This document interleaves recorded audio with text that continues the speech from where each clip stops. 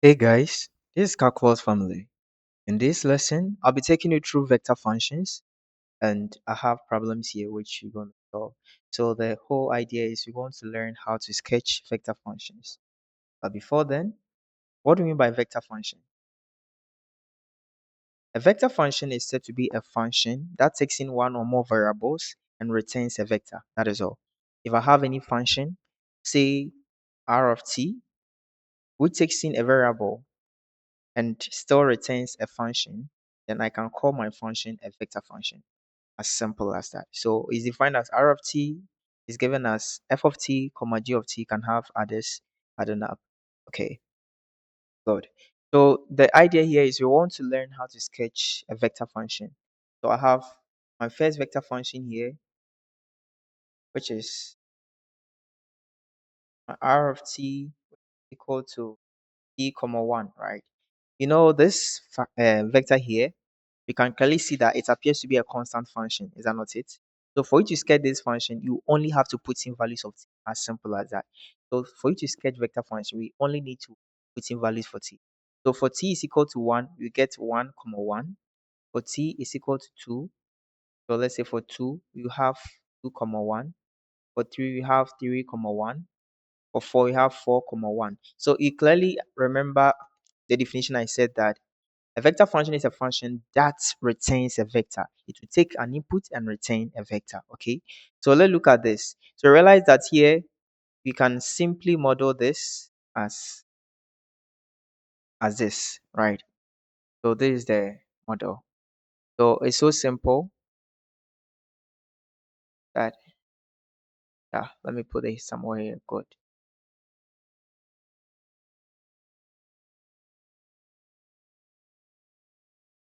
Okay. Of course some here.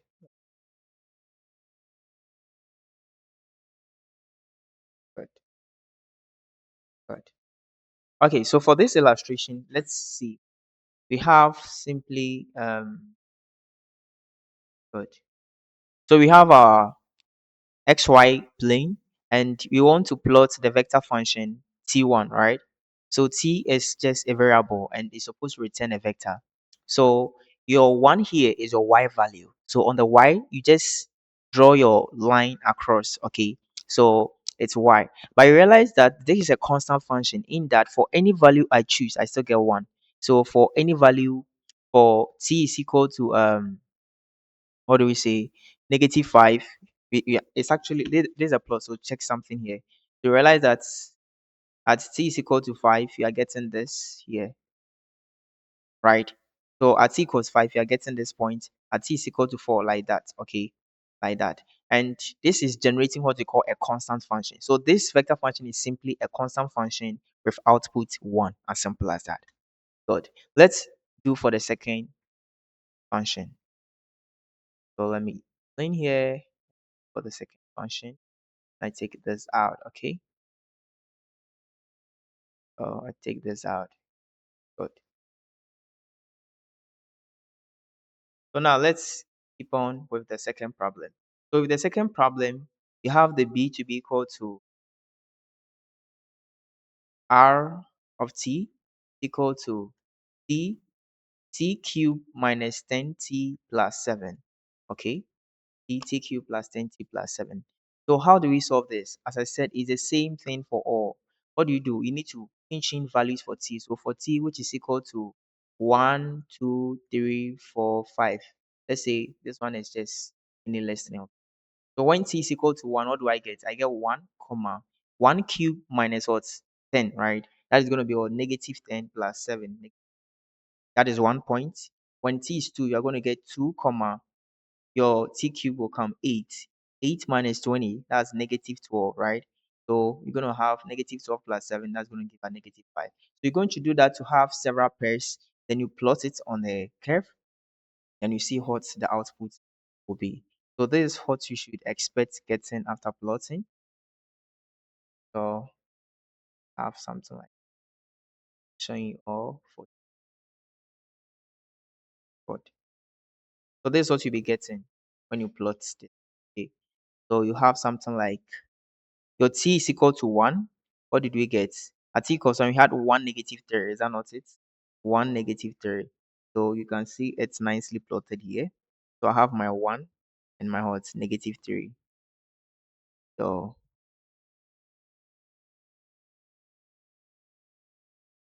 I have my 1. So I have my t equals 2. At t equals 2, what do we get? 2 and what? Negative 5, right? So 2, the negative 5 popping up here. So you do that to plot. So there is a plot. So you see how it goes through? It goes like that. So this is how to, I mean, graph your what? Curve your vector functions. Okay. This is how to graph your vector function. So let's look at the third one nicely. So for the third one, which is C, we are having our vector function defined as r of t is equal to 6 cosine t, right, comma 3 sine t. So similarly, let me introduce the shape here as so. So what do you do? So this is what you have as our representation. Okay, this is our representation. So with this representation, we are saying that sketch this vector function. As I said, you simply have to introduce your values for t. So t is equal to 1.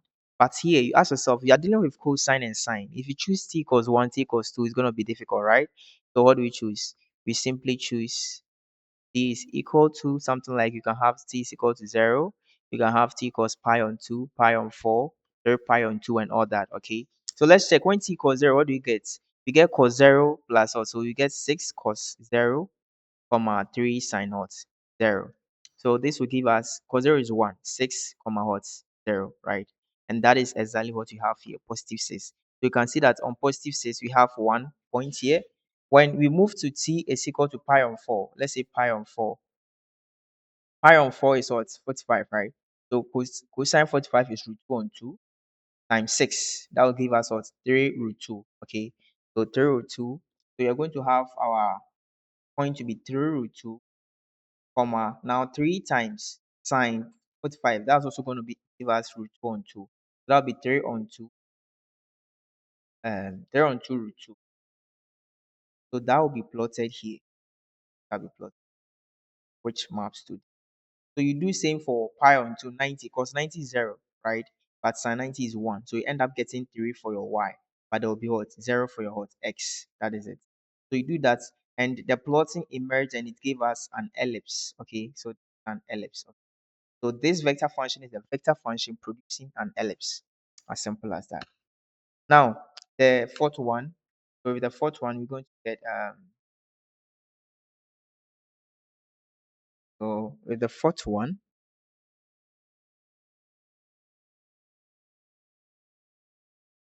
we have the equation r of t is given as 2 minus 4t, negative 1 plus 5t. Then we have comma 3 plus t, right? Remember, this looks like the parametric equation of a line. So we have 2 minus 4t as an element, negative 1 plus 5t, right? Negative 1 plus 5t, comma 3 plus t. So once you have this and you put t at t equals 0, right? So for t is equal to 0, put you get 2, you get what? Negative 1, you get 3. For t is equal to 1, you get negative 2, you get 4, you get 4, like that. So you have 1.2, negative 1, 3, negative 2, 4, and 4, right? So you have to plot this. But since you can see it's a parametric equation of a line, then you should obviously see we are just drawing a line in 3 space. So you simply have this line here being what you are trying to put. So you know and remember from equations of a line in our class that every line is characterized by what? A vector, okay? A vector in space. So the first point that we had when t equals 0 is our known point, okay? And that is what? Negative 2, 1, and 3 being what? Plotted in space, okay? So this one is a vector which is negative 4, 5, and 1. Where is the vector? The vector is simply the coefficient of the t. So anytime they give you the parametric equation of a line, you can just take out the coefficient of, and you have negative 4, comma 5, comma what 1, and that becomes your what? your vector. So your point will have the same direction with what? With the vector. And this simple parametric equation can be drawn here as equation of a line in space. Then finally, let's do the last one. So the last one, which is our fifth one, is r of t, which is equal to 2 cosine t, comma 2 sine t, comma 3. What sort of equation is this? So we can't picture this anyway, but let's see what I have to show you. So this goes away. Good. So now let's analyze this diagram. For us to draw this parametric equation, remember that if we take cosine, let's say our t is 0, whenever you are dealing with trig functions, you should know when to use appropriately t equals 0, pi on 2 and all that. So if 2 cos 0, comma 2 sine 0, then you have 3. You realize that this is the x side, this is the y side, and this is not it. For my x is equal to 2 cos t. And if my y is equal to 2 sine t, what does that mean?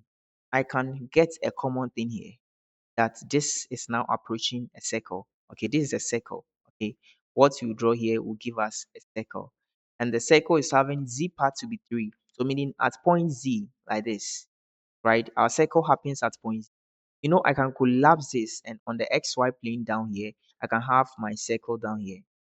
So you draw your circle nicely down here, but you simply have your circle is having what? The magnitude what 2. So it is cutting over the 2 on the base, right?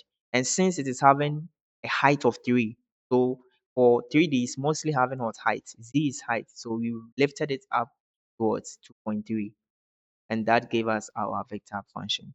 Thank you for being with me in this video. Please don't forget to subscribe and be part of the journey.